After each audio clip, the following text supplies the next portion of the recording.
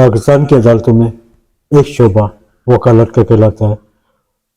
वकला में माजी से लेकर मौजूदा वक्त तक बेतहाशा बुनियादी इसी काले कोट में आइन और कानून की बालादस्ती के लिए आवाज को बुलंद किया। कराची बार के इलेक्शन इल्तिबा का शिकार हैं, कहाँ खामियां पेश आ रही हैं और लाएमल क्या तय होगा, ये जानने के लिए आज हमारे साथ सीनियर कानूनदान और member managing committee Karachi bar association जनाब अब्दुल रहमान साहब हमारे नशिस्त का हिस्सा हैं।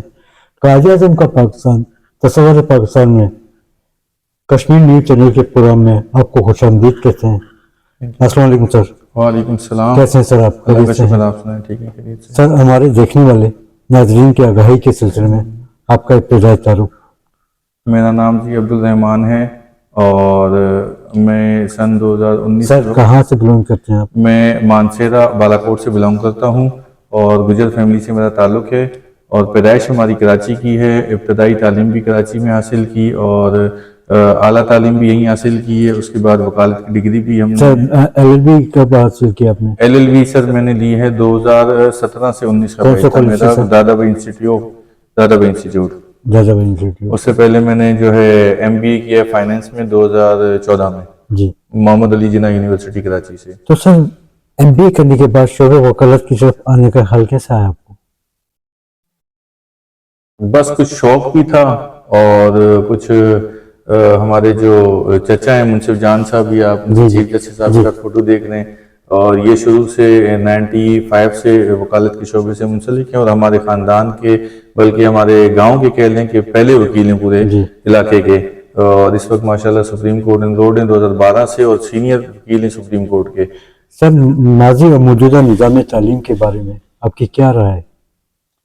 माजी में जो हमने तालीम हासिल की, जो हमारे छोटे स्कूल भी होते थे उनमें टीचर्स जो है वो काबिल पढ़े लिखे और मतलब उन टीचर्स का एक रोब अपना होता था, दबदबा होता था। हम जो स्टूडेंट्स थे टीचर्स से डरते भी थे और उनकी इज्जत भी करते थे। उसकी बनिस्बत अब जो स्कूल हैं, बड़े स्कूल तो अपनी जगह, लेकिन जो जिस तरह हमने छोटे स्कूलों में तालीम हासिल की, तो ऐसे स्कूल में चले जाएं तो वहीं से जो है बच्चे मैट्रिक करते हैं और उनको वहीं टीचर ले लिया जाता है। तो उसमें वो फिर उस तरह से बच्चों को ट्रीट कर नहीं पाते जिस तरह से असातिज़ा को करना चाहिए। सर पाकिस्तान में तालीम आम हो गई है, लेकिन तरबियत का फुकदान बड़ा पाया जाता है। हमारे आपके दौर में हमने ऐसे भी वक्त गुजारे कि ज़मीन पर बैठकर तालीम हासिल की, छठी क्लास से हमने इंग्लिश देखी है।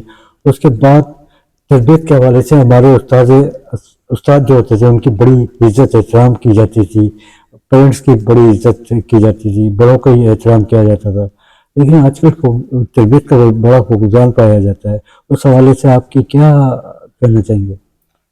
असल में देखें, इसमें किरदार वालिदैन का भी है और असातिज़ा का भी है। जैसे मैंने भी बताया ना कि इसी एक स्कूल से मैंने मैट्रिक का इम्तिहान पास किया और उसी स्कूल में मैं दोबारा 7th या 8th क्लास को पढ़ाने टीचिंग के लिए चला गया। तो अब वो उस बच्चे की और हमारी एज फैक्टर में इतना फर्क नहीं होता, तो वो बच्चे उस हिसाब से आपको जो है इज्जत नहीं दे रहे होते या आपका जो है अपना उस हिसाब से आपको ले नहीं रहे होते कि जो आपको उनको समझना चाहिए। तो हमारे दौर में होता था टीचर्स में और हमें बहुत बड़ा एक एज फैक्टर था, फिर वालिदैन का डर था, खौफ था कि अगर हम टीचर से स्कूल से कोई शिकायत घर चली जाएगी तो वालिदैन ने हमें जो है वो सजा देनी है, पनिश करनी है। आजकल ये है कि अगर बच्चों ने घर जाके वालिदैन से कंप्लेन की कि जी फलानी टीचर ने हमें ऐसे डांट दिया, तो उस पर भी वो कंप्लेन प्रिंसिपल के पास पहुंच जाती है कि जी आपने बच्चे को कैसे डांटा।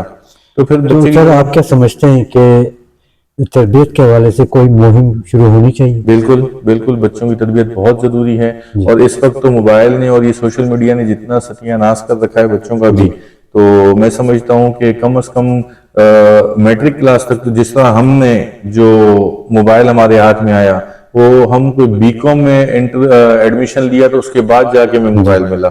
इंटर तक तो हमें पता ही नहीं था कि मोबाइल चीज क्या होती है। तो अब तो बच्चा मतलब 2 साल का होता है और उसको पता होता है कि मोबाइल को किस तरह चलाना है।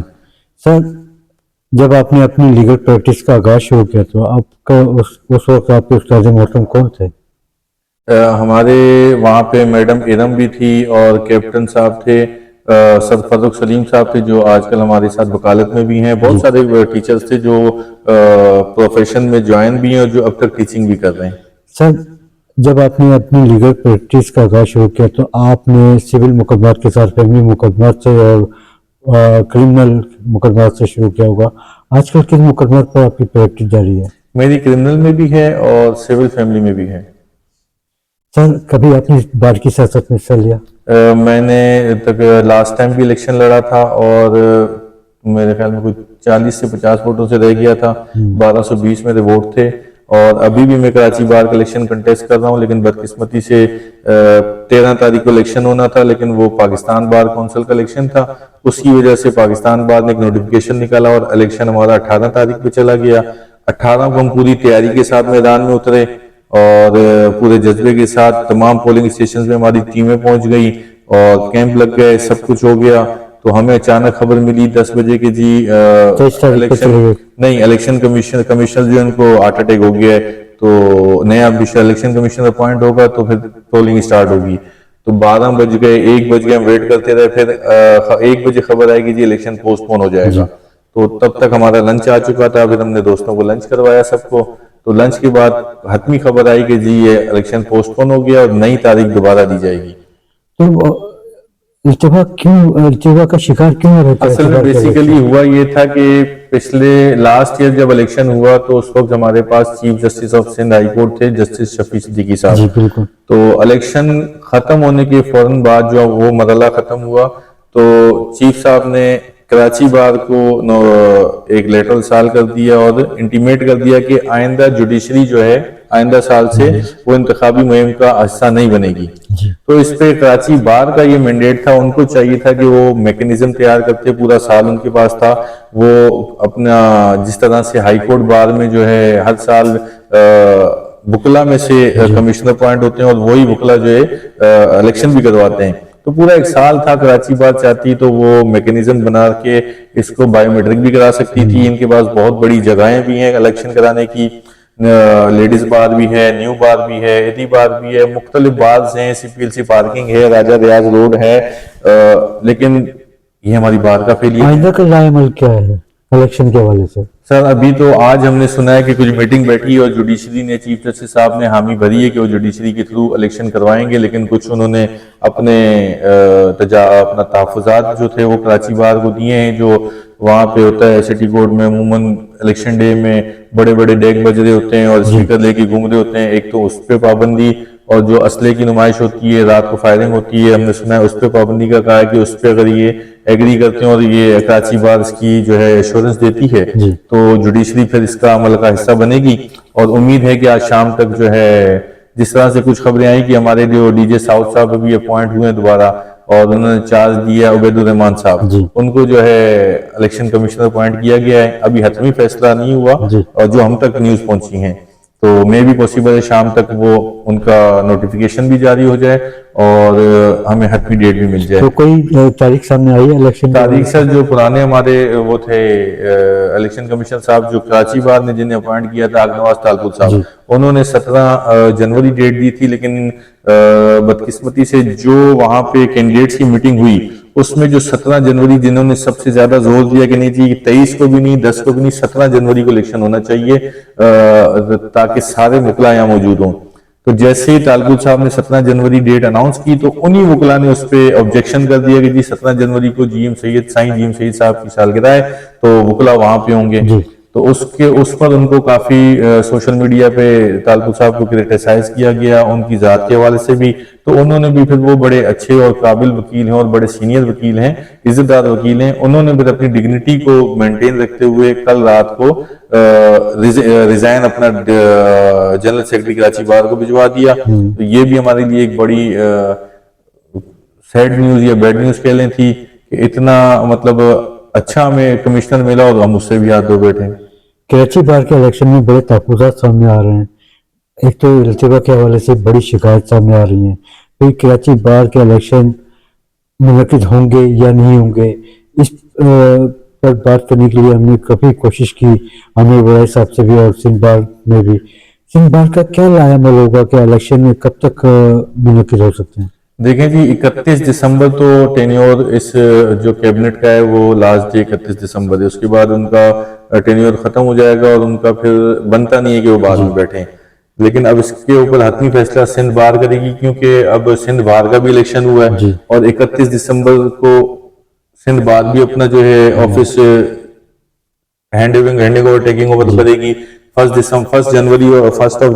2026 से जो है जो नए उम्मीदवार जो कामयाब हुए थे जी वो सिंध बार को टेक ओवर करेंगे। तो जाहिर है उनको भी थोड़ा सा टाइम लगेगा, जी 2 4 5 दिन लगेंगे, कमेटियां बनेंगी, उनकी अपनी सेटिंग होगी। तो वो इस जो हमारी इलेक्शंस के हवाले से कमेटी है जो बार एसोसिएशंस को देखती है, वो कमेटी का चेयरमैन कौन बनता है, फिर वो क्या फैसला करता है, वो फिर सिंध बार देखेगी। सर, आप कराची बार के मेंबर मैनेजिंग कमेटी के लिए इलेक्शन लड़ने जा रहे हैं। आपके पास ऐसी क्या तजावीज़ और क्या मंशूर लेके मैदान में उतरे हैं? सर, एक तो हमारा ये कि हम कराची बार का इलेक्शन में इस पर कंटेस्ट कर रहा हूँ मेंबर मैनेजिंग सीट पर और सीरियल नंबर 3 है मेरा।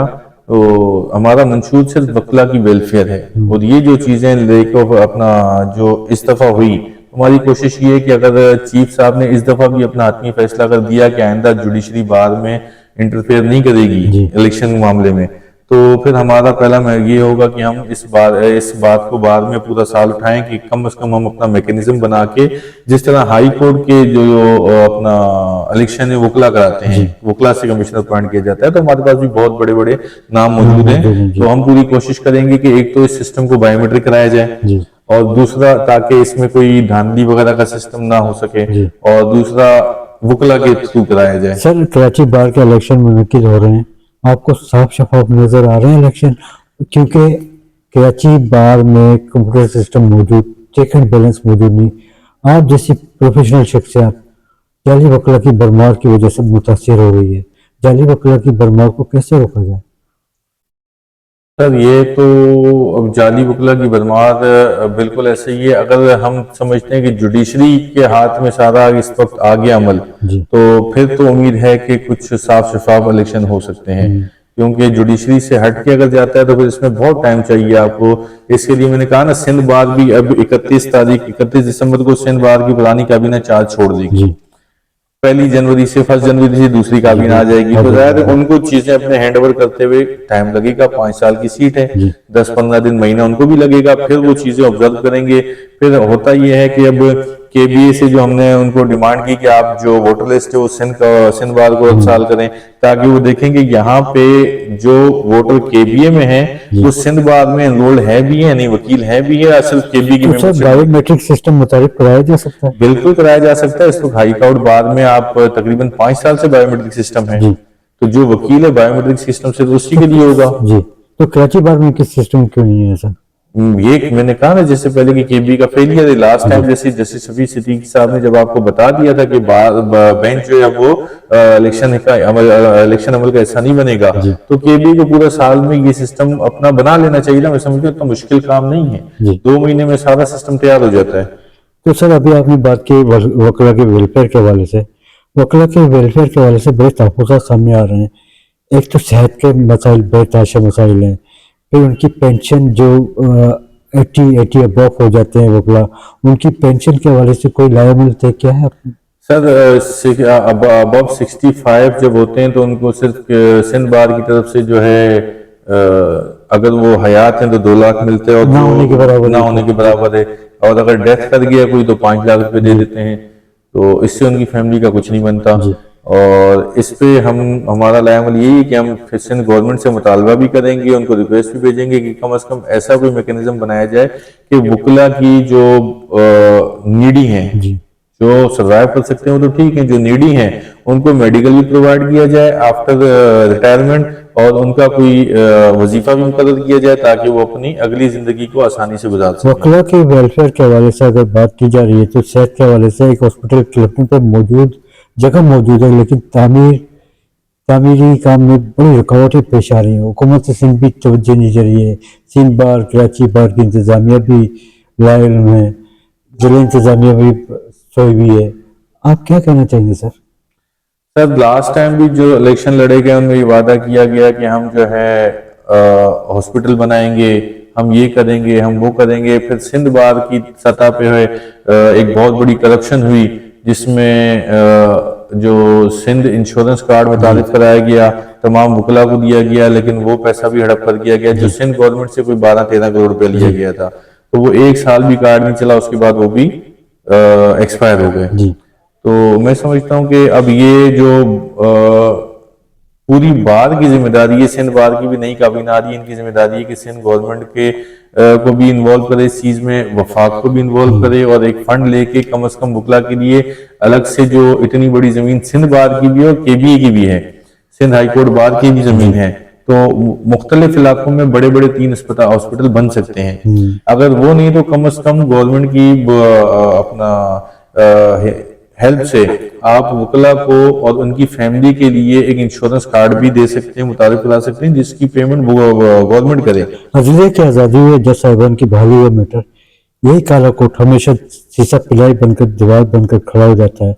लेकिन इसी वकला की वेलफेयर की वजह से वेलफेयर को साइड पे कर दिया जाता है, वकलों को साइड पे कर दिया जाता है, क्यों?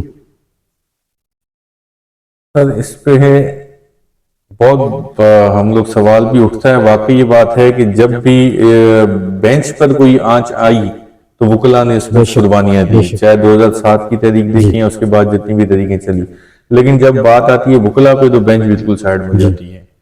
तो मैं समझता हूँ कि अगर ये मामला रहे, तो अगर बेंच के मामले में वकला साइड में हो गए तो बेंच वालों को सोचना चाहिए फिर उनके साथ क्या होगा। सर बेंच और बार में अक्सर तसाद पैदा हो जाते हैं, वो क्यों होते हैं और इसका लाएमल क्या होता है? देखें, एक घर में अगर 2 भाई भी हों तो लड़ाई होती है, तो वो मैं समझता हूँ कि जो घर की लड़ाई घर में रहे तो वो सुलझ जाती है, उसको सुलझा लेना चाहिए वहीं पे, उसको मंजर आम पे नहीं लाना चाहिए। बेंच और बार कभी भी अलग नहीं हो सकती।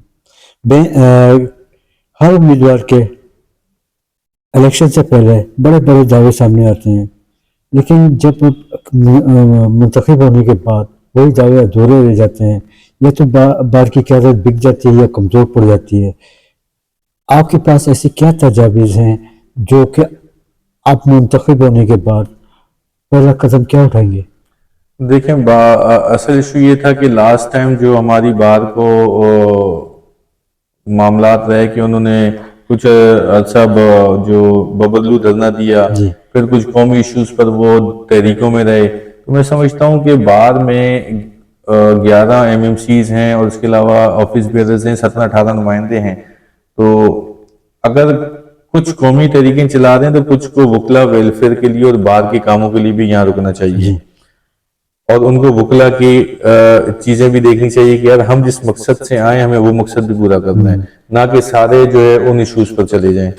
तो इसमें मेरा तो यही है कि हम जब इलेक्ट होके आएंगे तो सबसे पहले हमारे लिए, क्योंकि हमने वकला की वेलफेयर के लिए इलेक्शन लड़ा, तो जो वकला के मसाइल हैं, जो वकला के हवाले से चीजें, हम उनको देखेंगे, पहले उन पर काम करेंगे, उसके बाद अगर हमें टाइम मिलेगा तो हम बाकी चीजें भी देखेंगे। कराची के बाहर के हालात माजी से लेकर मौजूदा वक्त तक जो कि तुम्हें ही नजर आते हैं, पार्किंग के बड़े मसाइल पाए जाते हैं, सिटी कोर्ट की इमारत वैसी पेचीदा नजर आती है, इस पर कभी तवज्जो नहीं दी कि किसी भी बार की क्या करते हैं, क्या आप इस पे कोई अमल करने में कामयाब होंगे? इसमें अभी तो देखें जी, अगर आप इस वक्त जाएंगे सिटी कोर्ट में तो साउथ में बहुत बड़े पैमाने पे काम हो रहा है कोर्ट्स में, और ये बाकायदा डीजे साउथ जो चारों डीजे साहिबान उन्होंने अपने अपने डोमेन में रह के अपने अपने डिस्ट्रिक्ट्स में कोर्टों में बहुत काम करवाया है, और बड़ी डेकोरेशन भी हुई है, रेनोवेशन भी हुई है, और पार्क के हवाले से भी बड़ा काम हुआ है। इस वक्त काफी अच्छे बाद जो है कोर्ट्स में काम हो रहा है, जो बार और बेंच की दोनों की अपना एक दूसरे की हेल्प से और एक दूसरे की वसातत से ही काम हो रहे हैं, और ऐसे ही मैं समझता हूँ होते रहे तो सिटी कोर्ट का माहौल बहुत अच्छा हो जाएगा। इसके अलावा भी हमारी जो CPLC पार्किंग है उसका भी एक मंसूबा आई थिंक वो पास हो चुका है, और वो शायद अब ये गवर्नमेंट के ऊपर है कि वो कब बनना शुरू हो, इसका जवाब तो सिंध गवर्नमेंट देगी। उसमें हमने सुना है कोई 32 मंजिला इमारत बनाई जा रही है जिसमें सारी कोर्ट शिफ्ट हो जाएंगी, वहां पार्किंग भी बड़ी दी जा रही है, 3000 गाड़ियों की पार्किंग है। तो अगर वो मैं समझता हूँ हो जाए तो ये भी बहुत बड़ा काम हो जाएगा, पार्किंग का मसला भी हल होगा, और कोर्ट्स की जो ये कंजेशन है ये भी खत्म होगी, और एक ही जगह पे सारा मामला आ जाएगा। जी, पाकिस्तान की अदालतों की अगर बात की जाए, निचली सतह की अदालतों में फैमिली मुकदमात के साथ सिविल मुकदमात की भरमार पाई जाती है। बिल्कुल। इन मुकदमात को कैसे निपटाया जाए? देखिए, फैमिली इस वक्त जो है जो फैमिली का रूल है सर, अब थोड़ी सख्ती भी हो गई है अदालतों में। अब 6-6 महीने में डिस्पोजल आ रहा है। जी। जजेस भी जो है वो स्पीड में काम कर रहे हैं, उनके ऊपर से भी सख्ती की जा रही है और हाई कोर्ट की तरफ से उन मामलात को बाकायदा देखा जा रहा है, केसेस की लिस्ट आती है। और सिविल मुकदमात का ये है कि अब जो जुरिस्डिक्शन के हवाले से, जब जुरिस्डिक्शन अनलिमिटेड होके हाई कोर्ट से भी सारे केसेस वापस डिस्ट्रिक्ट कोर्ट पहुंचे, तो आई थिंक 50 से 60 हजार केस जो हाई कोर्ट से ट्रांसफर हुआ है डिस्ट्रिक्ट कोर्ट्स की तरफ, तो और पहले भी उनके पास एक बर्डन था। जी। तो मैं समझता हूँ सिविल कोर्ट को तो थोड़ा सा इस वक्त इश्यू है। इसमें फिर ये है कि कम से कम सीनियर सिविल जज जो हैं और जिनके पास ये मुकदमात हैं, उनकी तादाद बढ़ाई जाए।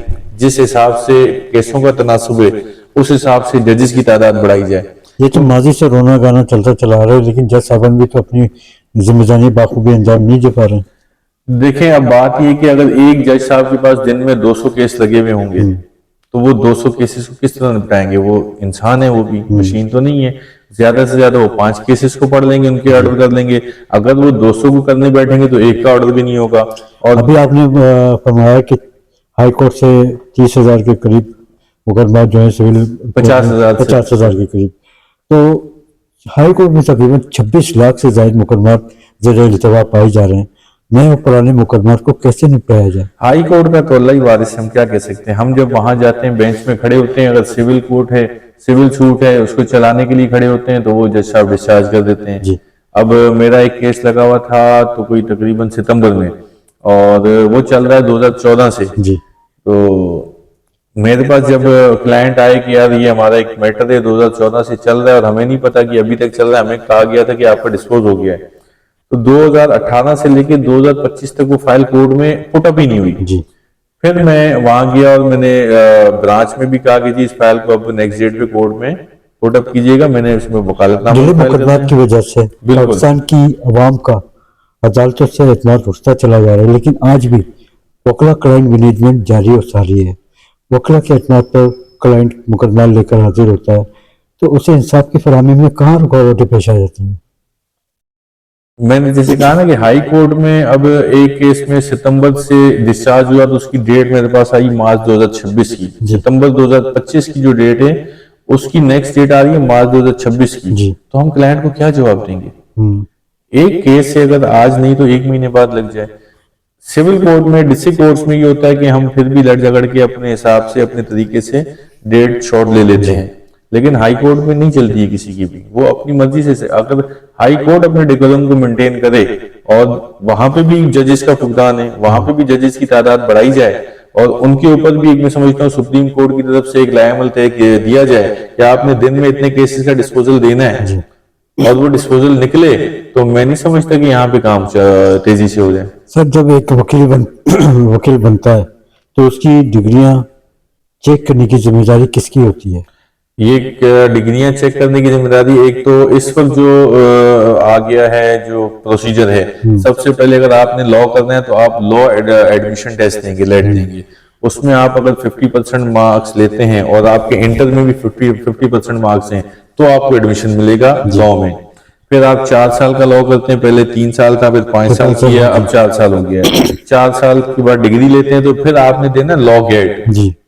उस 4 साल का पूरा निचोड़।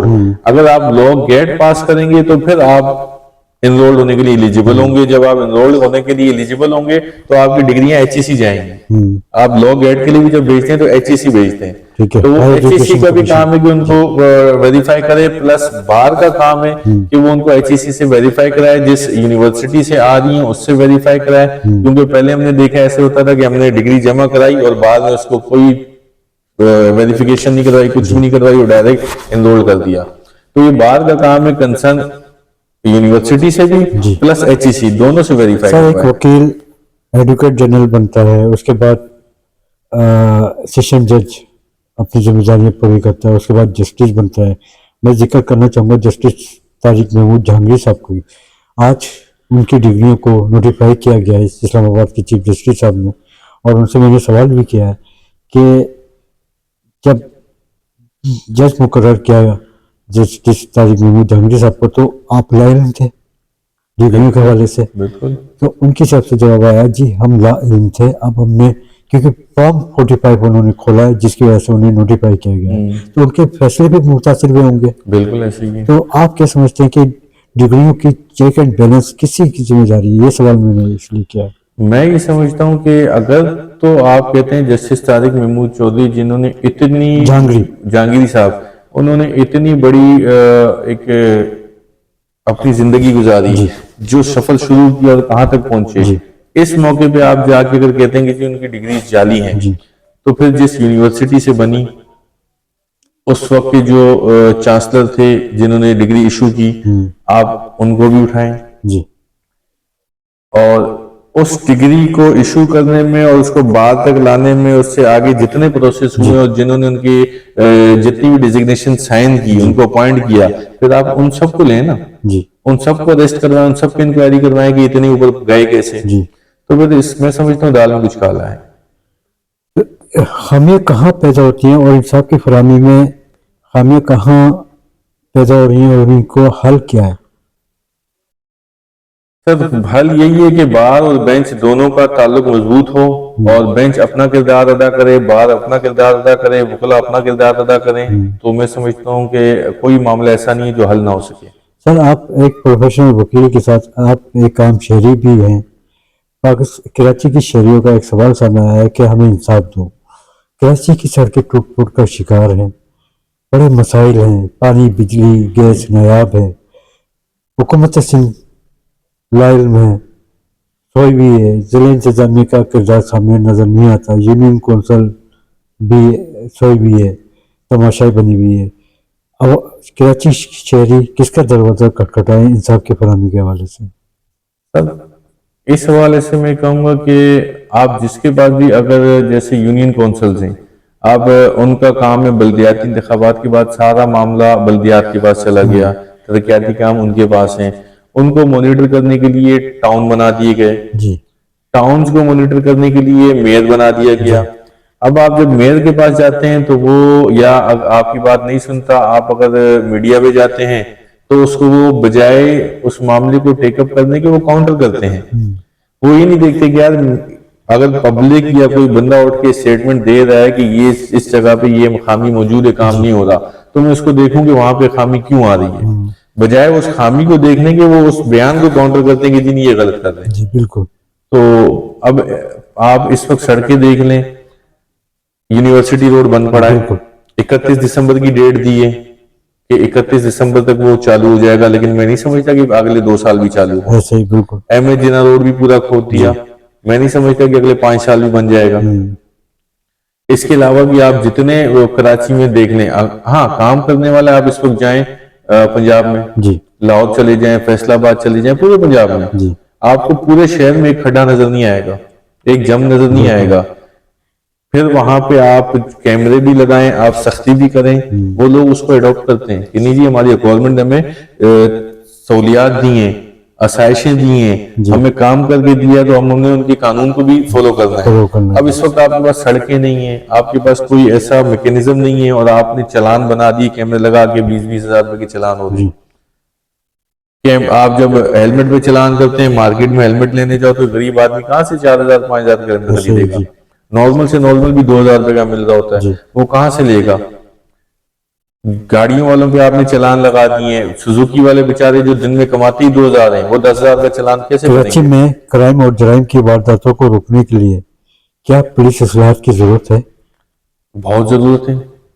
आप यहाँ से भी मैं समझता हूँ कि चले जाएं गुलशन मेमार, और रात के आप जब वहां से 10 बजे वापस आ रहे होंगे, तो जो सर्विस रोड पे आप आएंगे तो आप देखेंगे 4 से 5 जगह बाइक पे 3-3 बाइकें लगी हुई हैं, और वो मोटरसाइकिल वालों को, रिक्शे वालों को पकड़ के साइड में ले जाते हैं, उनसे फिर वो बत्ते भी लेते हैं, चीजें भी करते हैं। तो बजाय आप उनकी इस्लाह करें, आप उनको उन चीजों से निकाल के उनको लगाएं कि वो क्राइम को रोकें। क्राइम अपनी जगह हो रहा है, वो आम शहरी को तंग कर रहे हैं। महफूज यार खान साहब ने अपने दौर में एक पुलिस शिकायत सेल बनाया था 15, बिल्कुल जिसकी वजह से कुछ रुकावटें सामने भी आई और कुछ तहफ़्फ़ुज़ात भी दूर हुए। लेकिन 15 पे कॉल करने के बाद पुलिस की इंतज़ामिया 1 घंटे बाद 2 घंटे बाद पहुंचती है, जिसकी वजह से बड़ी खामियां पेश आ रही हैं। तो पुलिस इस्लाहत में कहाँ रुकावटें पेश आ रही हैं सर? देखें, मैं समझता हूँ कि इस पे आईजी साहब को एक्शन लेना चाहिए, सिंध गवर्नमेंट को एक्शन लेना चाहिए। और इसमें कोई बात ताने वाली या ऐसी नहीं है कि आपको हम किसी से कंपेयर कर रहे हैं। आप पंजाब का निजाम उठा के जी देख लें, बिल्कुल एक कॉल पे विद इन 5 मिनट वो आपके पास होते हैं, बिल्कुल तो आप क्यों नहीं हो सकते? और ऐसा नहीं है कि सिंध के पास कुछ नहीं है। इस वक्त जो फॉरेंसिक डिपार्टमेंट है सिंध का, पूरे पाकिस्तान में किसी के पास नहीं है। बिल्कुल जी बिल्कुल पूरा पाकिस्तान आपसे हेल्प लेता है, जी तो आप दूसरी चीजों में अपने आप को अपग्रेड कैसे नहीं कर सकते? बिल्कुल कर सकते हैं आप, लेकिन करना चाहें तो। रोशनियों का शहर अंधेरे में डूबा हुआ है, अंधेरे में डूब गया है। तो कराची शहर को कैसे रोशन किया जाए? इसके लिए सबको मेहनत करनी पड़ेगी सर। सिंध गवर्नमेंट मतलब वजीर आला से लेके एक जो आपका यूसी का चपड़ासी उस तक सबको अपना किरदार अदा करना पड़ेगा। कश्मीर पर बात करते हैं। 27 अक्टूबर 1947 कश्मीर का यौम इत्तेहादी। बिल्कुल कश्मीरी अवाम अपने हकूक से महरूम है, आज़ादी के मुंतज़र हैं। आपके तजर्बात की रोशनी में, क्योंकि आपका ताल्लुक मानसरा से है, करीबी हमारे, तो मसले कश्मीर का हल क्या है? मसले कश्मीर का हल देखें, हर चीज का हल होता है बातचीत से। जी मैं समझता हूं कि पूरी दुनिया के मुस्लिम ममालिक अगर इकट्ठे हो जाएं और एक साथ मिलकर यकजहती से आगे बढ़ें, जी तो कोई ऐसा मसला नहीं जो हल ना हो सके। लेकिन अफसोस के साथ कहना पड़ता है कि इस वक्त जो फलस्तीन में हुआ, तो हमारी मुस्लिम उम्मा थी, आप सऊदीया देख लें, तुर्की देख लें, मतलब कोई एक पेज पे नहीं था। बिल्कुल अगर ये सब एक पेज पे आ जाते और उसको टेकअप करते, तो मैं नहीं समझता कि इसराइल पीछे हटता। कश्मीरी लीडर यासीन मलिक जिंदगी और मौत की कश्मकश में जेल में कैद हैं। उनकी अहलिया मिशाल मलिक बिल्कुल इंसाफ की फरहमी के हवाले से जल बजर के दरवाजे खटखटाती फिर रही हैं। हाल ही में उन्होंने कराची आर्ट्स काउंसिल में भी एक सेमिनार का इनेकाद किया। आप क्या समझते हैं कि उन्हें कुछ इंसाफ मिल पाएगा? इंडिया की अदालतों से तो मैं तो नहीं है। मैं समझता हूँ कि हमारी हुकूमत पाकिस्तान को इस मामले में किरदार अदा करना चाहिए और अक़वाम मुत्तहिदा में और इंटरनेशनल कोर्ट्स में इस मामले को लेके जाना चाहिए, जहाँ से हमें तवक्को है कि कुछ इंसाफ मिल सके और इस मामले को आलमी सतह पर उछालने की और ले जाने की जरूरत है। फील्ड मार्शल आसिम मुनीर और वज़ीर आज़म पाकिस्तान मोहम्मद शहबाज शरीफ ने हाल ही में कश्मीर को उजागर करते हुए कश्मीर की आज़ादी के लिए आवाज़ बुलंद की है। आप क्या समझते हैं, उससे कुछ राहें हमवार होंगी? बिल्कुल, अगर ये किरदार अदा करें और इस पर अपने इत्तेहादियों को भी साथ लेके चले। मैंने कहा ना कि अगर ये करना चाहें तो पूरी मुस्लिम उम्मा को, जितनी भी मुसलमान ममालिक हैं, जैसे पहले एक वो इत्तेहाद बना भी था 39 मुल्क का, जो फौजी सरबराह हमारे जो राइल शरीफ साहब, उनको भी बनाया गया था। अगर इस तरह से सारे एक पेज पर आ जाएं और सारे मुत्तफिक हो जाएं, तो मैं नहीं समझता कि आपका पूरी दुनिया में मुकाबला करने वाला कोई बचेगा। कश्मीर न्यूज चैनल की सालगिरह 25 दिसंबर को मुनक़िद हो रही जस्टिस नज़र अकबर साहब की सरबराही में और यासीन आज़ाद साहब की सरबराही में, इस हवाले से कश्मीरी अवाम को आप क्या पैगाम देना चाहते हैं? मैं मुबारकबाद पेश करना चाहूँगा जी कश्मीरी अवाम को। और मैं आपको ये भी बताता चलूँ कि हम लोग मेरा जो हल्का है बाब है, मेरे इलाके से मेरा इलाका गढ़ी बीबुल्ला और गढ़ी आपका मुजफ्फराबाद का गढ़ी दुपट्टा, ये दोनों टच करते हैं। हमारी सरहदें एक हैं। तो हमने इस हवाले से पहले हमारी एक यहाँ पे होती थी कराची में सरवाई लीग, मेरे गाँव ननियाल का जो इलाका है उसका नाम है सरवाई लीग। तो उसके बाद हमने कहा कि जी सरवाई है तो कश्मीर भी हमारा है, तो हमें उसके नाम से भी, तो हम हर साल एक टूर्नामेंट करवाते हैं, आल हजारा कश्मीर प्रीमियर लीग, जो माई कराची ग्राउंड में होता है। और अभी भी इसका हम हर साल जो है 5 फरवरी को उसका फाइनल भी रखते हैं। तो कश्मीर किसी तरह भी हमसे जुदा नहीं है। और मैं कश्मीरियों को बाकायदा मुबारकबाद दूंगा कि जितनी जद्दोजहद और जितनी कुर्बानियां कश्मीर की हैं इस पाकिस्तान के लिए भी और अपने कश्मीर के लिए भी, इतनी किसी की भी नहीं है। बिल्कुल। और मैं कश्मीरियों, जितने भी हमारे कश्मीरी बहन भाई हैं, उनको भी मुबारकबाद दूंगा कि जो आपका कश्मीर चैनल है, इसकी भी 25 दिसंबर को हमारे कायद-ए-आज़म मोहम्मद अली जिन्ना साहब की भी जो है यौम पैदाइश है, और आपका भी सालगिरह है, इसका जो यौम क्या कहते हैं आप लोग, तासीस कहते हैं क्या, जी। तो वो भी है। तो तमाम कश्मीरी भाइयों को बहुत बहुत मुबारक हो जी। आपको भी बहुत बहुत बहुत शुक्रिया सर, बहुत शुक्रिया सर, थैंक यू वेरी आपका मच, थैंक यू। बड़ी